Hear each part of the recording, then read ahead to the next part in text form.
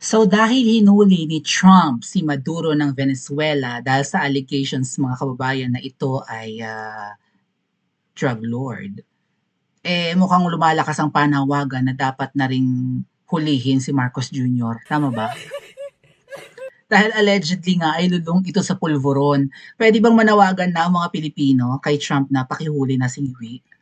Well, ito pong si Greco Bellica may panawagan, hindi lang po siguro ang pagdakip kung talagang, 'di ba, involved sa droga si Ngiwi, dapat na rin sigurong ipahuli ni Trump.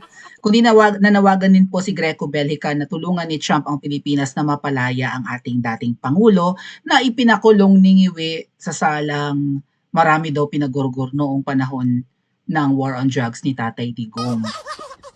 Ngiwi, isa pa rin yan sa sign, tama ba mga kababayan, na mukhang wala ka sa tamang pag-iisip. Mambubudol ka traitor ka rin, hindi lang mambubudol. Baka nga wala ka na sa tamang wisyo. Nung election, binudol mo lang ba si VP Sara at saka ang mga Pilipino nung nangako kang itutuloy mo ang nasimulan ni Tatay Digong? O ba't hindi mo tinuloy? Worse, kabaliktaran pa ang ginawa mo. Dahil na-appreciate ng mga Pilipino ang war on drugs si Tatay Digong, ang kanyang Oplan Tokhang.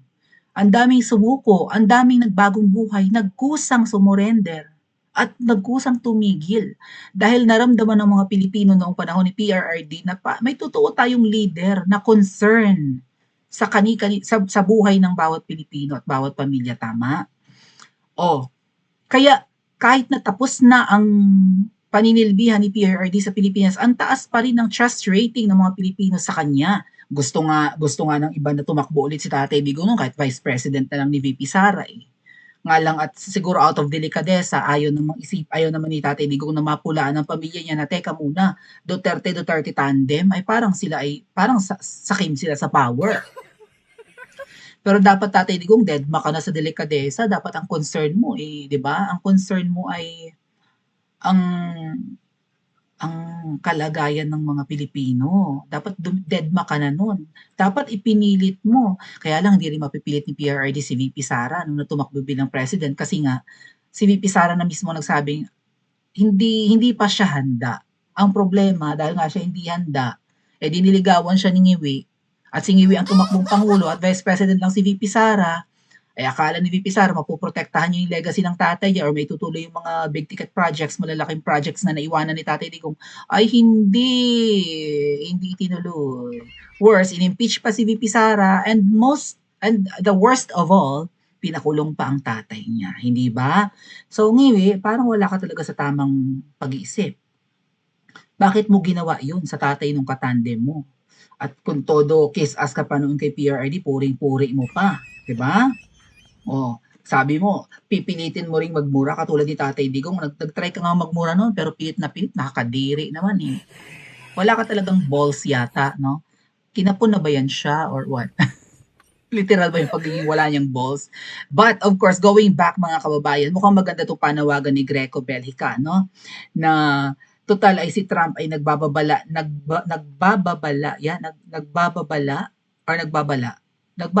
sa mga leaders na kahina-hinala. I think sa Southern America, no? Na ang mga leader na ito ay kung pinaghihinalaan na involved sa kalakaran ng droga ay dapat na ring dakpin katulad ni Maduro. Naman, Trump, ang Pilipinas, silipin mo! Kung ang reason, mga kababayan ni Trump, ay hinuli niya si Maduro dahil nga ito ay drug lord, posible kayang si BBM ang kasunod, mga ating? Seryoso ba si Trump sa paghuli sa mga leaders na involved sa kalakaran ng droga? Eto nga po at nagbabala raw si Trump. Nagbabala si President Trump na maaaring susunod na ang Colombia, Cuba at Mexico. Cuba is part of... No, it's not. Hindi pa siya part ng US But I think this is Southern America, no? Just like Colombia and Mexico. Dahil sa narco-politics. Ang Mexico talaga mga kababayan, despite na apakaganda niyan, ay gano'n na nga yung reputasyon sa Mexico. No? Baha ang droga dyan, may mga drug cartel. Sana hindi ito mangyari. Hindi mangyari ang Greco. Hindi mangyari na hulihin pa ni Trump yung iba pang mga leaders ng mga bansa na kahina-hinalang pinamumugaran na ng mga kartel na ito. Ngunit kung hindi agad magbabago ang sitwasyon dito sa atin or dyan sa Pilipinas, hindi na rin nakakagulat kung si Pangulong Bongbong Marcos ang susunod na i-call out ni Trump. Call out lang ba ang kailangan? Well, maganda kung call out, no? Oy, Marcos Jr. of the Philippines. I've heard that Drogay is proliferating there and the Philippines is on a brink of destruction and whatnot. Can you do something about it? You're being accused of consuming such, right? Of being a dependent to Drogay. Can you stop it or else? Mga warning ba? Warning lang ba ang kailangan o dapat ng gawing maduro or mamaduro? Imaduro mo na nga, ni! Ganun ba, mga kababayan? Okay, so ano ba sabi din niya? Binigyang diin ni former PICC Chair Greco Belica ang seryosong implikasyon ng lumalakas na narco-politics narrative matapos lumutang ang babala ni US President Donald Trump hinggil sa posibleng pag-target ng Amerika sa iba pang bansa. So, Mexico, Cuba, and Colombia. Pero mo yun, ang Colombia, isa sa karibal ng Pilipinas when it comes to beauty pageant, pero corrupt din pala dun. No? Kung di man corrupt ay problema rin nila ang drugay. Para kay Belica, ang ganitong pahayag ay hindi dapat baliwalain lalo na ng Pilipinas. Correct, hindi dapat baliwalain, pero dapat nating i-celebrate kung sakasakali man. Kasi hindi naman sakop ng jurisdiction ni Trump. Kaya lang kasi ang US ang naghahari-harian sa buong mundo, no? Feeling nila sila ay international police or world police para i-correct nila ang buong mundo. O di sige, kung i-correct nyo, unahin yung Pilipinas. Baka nga dapat mas mauna pa tayo sa Colombia, Cuba, and Mexico. Tama? Ngayon, may panawagan si Greco. Eto mga kababayan, pakinggan niya natin. Aside from, dapat na bang manawagan ng mga Pilipino na Trump, alam mo na ang dapat gawin sa leader ng Pilipinas. Ginawa mo na kay Maduro eh. Pero alam niyo yung kay Maduro mga kababayan, hindi raw pala yan drugay lord si Maduro. Parang nasa siya, oil cartel thingy, yung si Maduro. There's a news about Maduro, hindi siya. Parang inamin ng US na hindi pala. So, nagkamali ba sila ng paghuli kay Maduro? Kasi ang dahilan nga nila dyan mga kababayan ay gusto nilang pilayan ng China. Kasi magiging malaking supplier kung hindi pa man ng China ng murang oil ang Venezuela na pinamumunuan ni Maduro. And since lihim na kalaban ng Amerika ang China at gusto nilang mapilayan ng China, pinilayan nila ang Venezuela. At baka ang isunod na dyan yung Iran na isa pa ring murang supplier ng oil ng China. But anyway, may panawagan si Greco, pakinggan po natin. And of course, itong pagpapakulong ni Ngiwi kay PRRD is pwedeng ang sign na wala siya sa tamang pag-iisip. Ba't mo yan ginawa, Ngiwi? Ano ang dahilan? Kayo, tatanungin ko mga kababayan, ano ang dahilan ni Ngiwi? Ba't niya pinakulong si PRRD? Sige nga, i-comment niyo dyan sa comment section. Ano ang reason? Siya ba ay naghihiganti lang? Vindictive ba siya? Marami kasing reasons mga kababayan bago natin i-play itong balita. Siya ba ay naghihiganti lang kay Tatay Digong dahil hindi siya nabigyan ng pwesto? Kasi inaawitan nila ng Department of Agriculture. Niligawan ni Ma'am Shi, si Senator Bongo. Nakausapin si Tatay Digong para ibigay ang secretarial position kay Ngiwi or sa asawa niya para maging secretary ng Department of Agriculture. Kaya siguro gustong-gusto ni Ma'am Shi ang DA ay dahil nga syempre, ang mga kaibigan nila ay baka mga smuggler. Biro mo si Ngiwi nang umupo, hindi lang presidente, di ba? Inako niya yung responsibilidad para maging sekretarya ng DA. Wala pa siyang isang taon, tumaas ang presyo ng sibuyas at ng bilihin. So meron talaga silang balak, no? Kasi may pera dyan sa smuggling di ba? Iyon lang ba ang dahilan? Dahil si Ngiwi nung panahon ni Tatay Digong, lalo pa nag-pandemic, nagkanda-depress na mayat, na haggard, walang trabaho, baka nalulong ng bonggang-bongga, pinalabas lang na tinamaan ng COVID. Kaya di ba may vlog si Ngiwi na payat na payat? Nakita nyo ba yon? Hanapin ko para may pakita ko sa inyo. Kasi pinalalabas nila, tinamaan daw ng COVID, mga atit kuya. Hold on. Hanap tayo. Aha.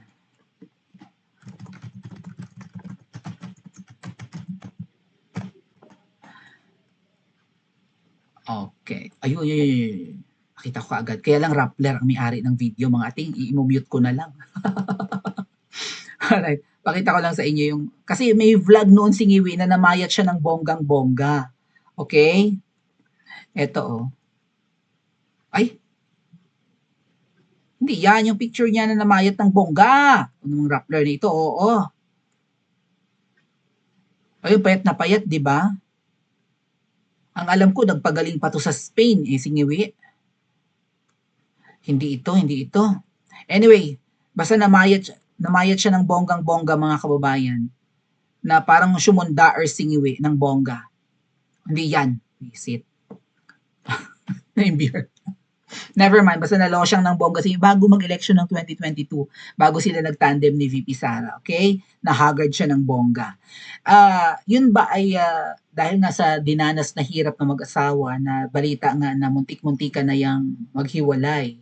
Siyempre, wala silang datong, asa sila kay Tamba, allegedly umaasa lang sila kay Tamba, no, ng monthly allowance nila. Wala namang trabaho si Ngiwi. Well, may law firm si Butod, doon siguro kumukuha ng panggastos. Kaso mo, hindi naman si Ngiwi sanay magtrabaho, di ba? Asa lang din sa sweldo bilang politiko noon at siguro sa mga nakukurakot. Kaya hayahay ang buhay. Nagka-COVID, nag-pandemic, tapos natalo ni BFF Lenny sa pagiging vice president, nagpa-recount, naubusan ng datong, nagkanda-depress-depress kaya namayat. Pero kailangan makarecover kasi nga tatakbo sa 2022. So, yun lang ba yun? Dahil kasi dinanas silang hirap, trauma, pagtitiis, sama ng loob, kaya naghigante? Second, bakit niya pinakulong si Tatay Digong? Maybe because para pagtakpan yung nangyari sa US, yung namatay na Pinoy, Paulo Tontoco, di ba? Binitbit ni Ma'am Shay namatay. Sabi ay na-overdose daw accidentally. Accidenting na-overdose sa kokaina. Kaya daw natigok. So dahil nga March 8 yon, March 11, kinidnap si Tatay Digong according to VP Sara, pinakidnap si PRRD para yun ang maging ingay. At yun ang maging usapin all over the world, hindi yung namatay na Pinoy. Kasi kahihiyan ni Ma'am Shay yun eh. Right? Third, maybe because napasama si Ngiwi sa narcolist at nag-aliluya daw si Mangga kay Tatay Digong no, nagmakaawa, lumuhod, umiyak na huwag isama at huwag bangginit ni Tatay Digong ang pangalan ng kanyang kapatid. Also, sinasabi, 'di ba, galit na galit si Butod kay VP Sara sa interview ni Butod kay Tuning Taerna. Ano sabi niya? Bad shot na siya sa akin, right? Kay VP Sara. Tumawa siya nung tinawag na bangag-bangag yung asawa ko eh. Tumawa daw si VP Sara, hindi naman yung pinagtatawanan ni VP Sara nung sa Davao. Okay, may ano nun, may hakbang ng maisog sa Davao, nagsi-speech si Tatay Digong, pero iba naman yung pinagtatawanan ni VP Sara at saka ni Aimee dahil nasa tabi sila. I think nasa backstage nga or nasa sulok lang kung saan man doon. Nasa parang hagdanan, nagtatawanan, nagkukwentuhan. Aba, ang pagkakaalam ni Butod ay pinagtatawanan yung asawa niya ni VP Sara. Kaya bad shot na raw siya. We. Also, one more thing. Pinakulong ba ni Ngiwi si Tatay Digong dahil sa promise niya sa mga campaign donors niya? Di umano mga kababayan, buhos ang pera sa headquarters ni Ngiwi noong 2022 elections. Okay, bag ng pera, baka nga mali-maleta na rin, kampanyahan pa lang. At yung mga nagbigay na yan ng campaign donations, million-million kasi yan, baka ang hiniling ulo ni Tatay Digong eh. O sige, tutulungan ka namin sa pagtakbo mo, you have our support, financial support, moral support, pati yung aming mga empleyado, ikakampanya namin na ikaw ang iboto, ganyan. But, kailangan makaganti kami kay Digong. Nagkandaon siya ang aming mga negosyo noon, siningil kami ng milyon-milyon sa buwis, bilyon pa nga yung binayaran yata ng iba na 'di ba, na taxes. Walang sinasanto si Tatay Digong noon. Wala siyang pakialam, magbayad kayo ng buwis, hindi pwedeng ganyan. Kumikita kayo sa Pilipinas, dito kayo nagdinegosyo, magbayad. Ang dami nagsipagbayad nun, di ba? Plus, syempre, yung mga, ang negosyo nila illegal, no? Maybe human trafficking, maybe drugay. So, para makaganti sila kay Tatay Digong, sikreto nilang manok si Ngiwi, ginastosan nila nagbigay sila ng donasyon at humingi ng kapalit. Baka ang kapalit, hindi lang posisyon sa gobyerno, kundi ulo ni Tatay Digong. Yan ba yung dahilan ba't niya pinakulong? Or maybe wala lang sa tamang pag-iisip tong si Ngiwi. Ang daming dahilan kung bakit nila yan ginawa. Pero napakalaking pagkakamali yan ni Ngiwi. At kapag may nangyari kay Tatay Digong sa loob ng kulungan, say mautas ang matanda doon, katapusan mo ng Ngiwi. Kaya hanggat okay pa si Tatay Digong, pauwiin muna ng Pilipinos. Bakit ayaw niyang pauwiin, mga kababayan? Baka hindi na niya kayang pauwiin. Baka ayaw ng bitiwan ng ICC rin. Kasi tropeyo nila si PRRD. May relevance, right? May may reputasyon pa ang or kredibilidad pa ang ICC dahil may hawak silang isang kilalang presidente. Right? Trophy nila si PRRD.